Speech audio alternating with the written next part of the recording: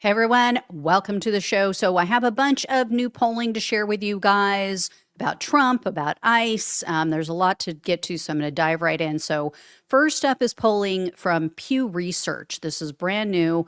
Donald Trump's approval rating came in at an abysmal 37%. Read 'em and weep. As you can see here, 61% disapprove of how Trump is doing his job. Also, 50% of respondents now say that the Trump administration has been worse than they expected. Only 21% of the racist sociopaths in our country say, no, it's been better. It's been even better than I thought it would be. And then check this out. So 52% of the people that they surveyed said they support either few or none of Donald Trump's policies, a majority. Only 27% said, yeah, I support most or all. Again, the sociopaths. So this was a damning poll for Trump for a couple of reasons. So for one, this was a larger sample size than what we usually see. They polled over 8,500 adults. Also, Pew found that Trump's plummeting numbers they're not coming from the Democrats. They're coming from his own side. So take a look at this chart. In February of last year, so just 1 year ago, 67% of Republicans and Republican-leaning independents supported all or most of Trump's policies. That, if you look at this, is now down to 56%. So that's the center section that you see there. So, I mean, he's just losing support across the board. The latest Economist YouGov poll was just as bad for Trump. So this one was conducted between January 23rd and January 26th. So, over that weekend where Alex Preddy was murdered, so not everybody that took this poll was part of that group who saw it or may have not seen it at that point. And among all of the parties that they surveyed, Trump has only a 39% approval rating and 57% disapproval. So again, this is the Economist YouGov poll. Not much better than the last one that I showed you. And Trump hit a record low approval rating with independent voters in this poll.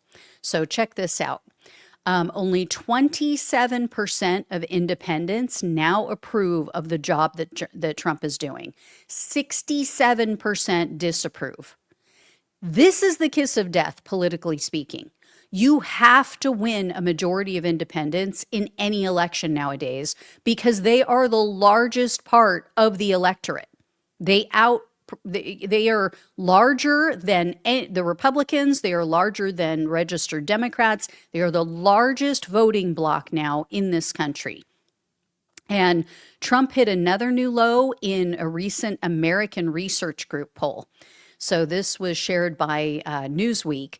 Their survey shows that Trump has a very sad, #sad in all caps, 35% approval rating, 63% disapproval. So that is a huge shift because at the beginning of his term, of this second term, in February of 2025, 1 year ago, Trump's ARG approval rating was 43%. And here's the real crucial part. His disapproval with this poll was at 51%. So we're seeing a differing amount. How should I put this? When you see percentages increasing and decreasing, but they're not by the same percentage or they're not by the same points, there's differing amounts. In this case, approval dropped by 8 points, but disapproval increased by 12 points. That 4% difference, what that means is that some people who were previously taking a wait and see approach, they have now come off the sidelines. They are now voicing their displeasure with what they're seeing. They were willing to give Donald Trump a chance. They were like, I don't know yet. Now they're like, no, don't like it. I also have news from a Reuters Ipsos poll. So this one was conducted between the 23rd and 26th. So again, similar to the last one, not every, the Alex Preddy shooting had not taken place yet during parts of this poll. So some people that were polled had seen it and knew about it. Some people did not. But, very, very similar results here for Trump and his Gestapo terrorists. So take a look at this. So Trump's Ipsos approval rating here is only 38%. So this is identical to where Biden was when he left office. I mean, MAGA wants to say, oh, Biden was horrible, the worst president ever, had horrible approval ratings. Okay, well, at the end of his term, he had the same approval rating that Donald Trump does now in the same poll. And Trump's immigration policy came in very similar. So only 39% in this poll approve of his immigration handling, 53% disapprove. That is stunning considering, again, I know I keep saying this, but this was his top issue. Like this in the economy was his top issue. And a very clear majority believes that ICE is out of control. So take a look at this. 58% say that Trump's Gestapo is going too far. I mean, doesn't get more clear than that, right? So next I have polling from Politico. Theirs was conducted a little bit earlier. So this was January 16th through the 19th. So well before Alex Preddy was murdered, but this was after Renee Good.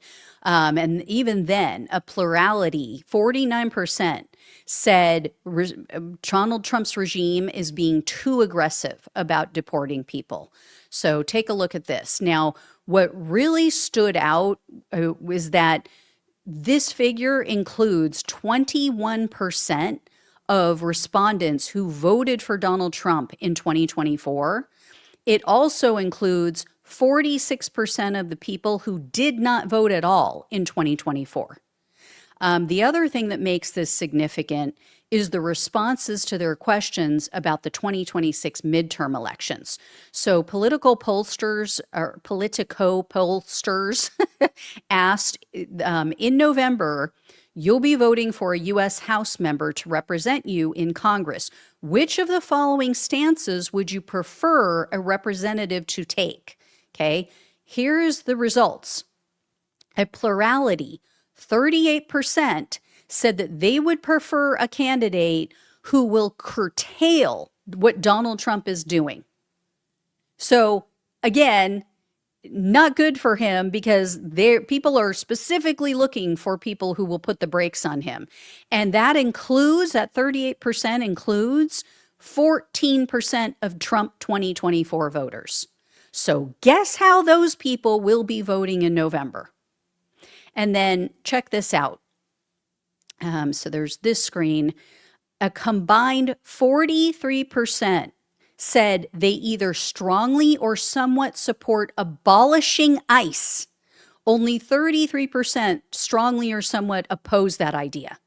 And 23% said, I don't really have an opinion either way. I don't oppose or support it.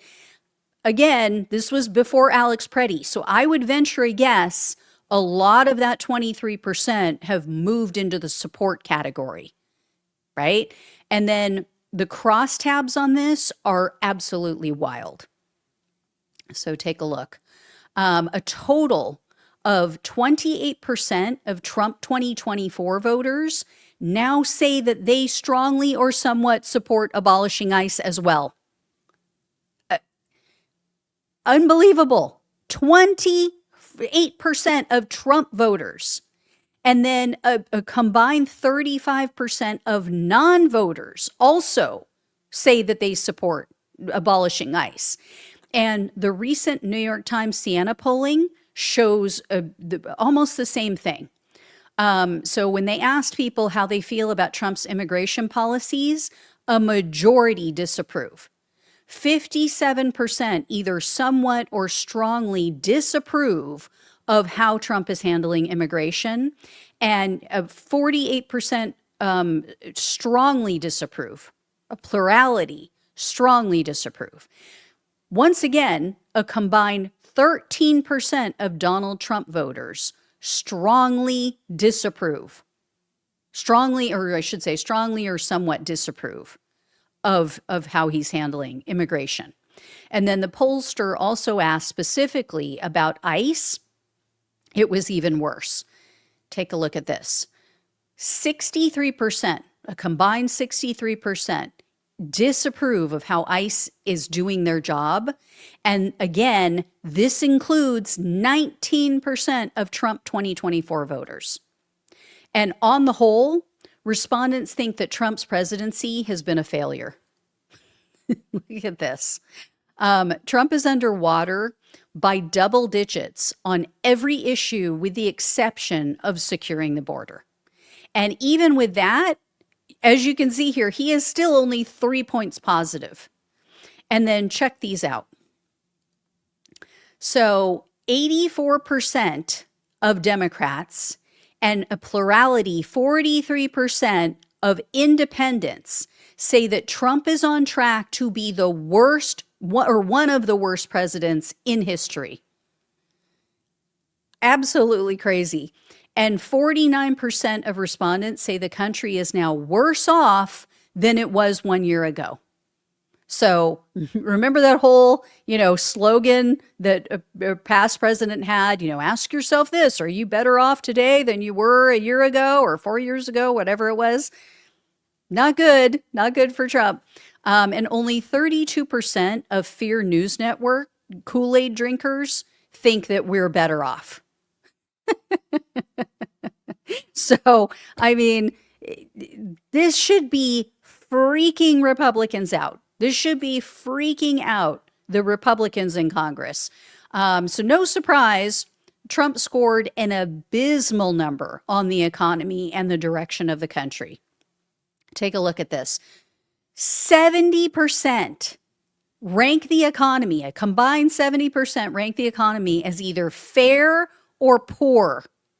Only 29% say, oh yeah, it's great. It's good or excellent. And 56% of respondents said the country is on the wrong track. That's the whole ball game. And keep in mind, as with the Politico poll, this New York Times poll was conducted prior to the horrific murder of Alex Preddy.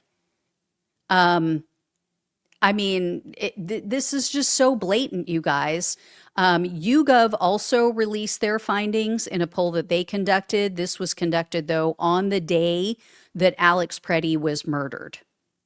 So YouGov also released their findings in a poll that they conducted the same day that Alex Preddy was executed. So take a look at this. So here's what they found. And again, some people may not have seen the videos. They may have been at work. They may have been asleep. Who knows what was all going down. But a combined 46% support abolishing ICE. And that includes 47% of independent voters. Again, a very crucial voting bloc.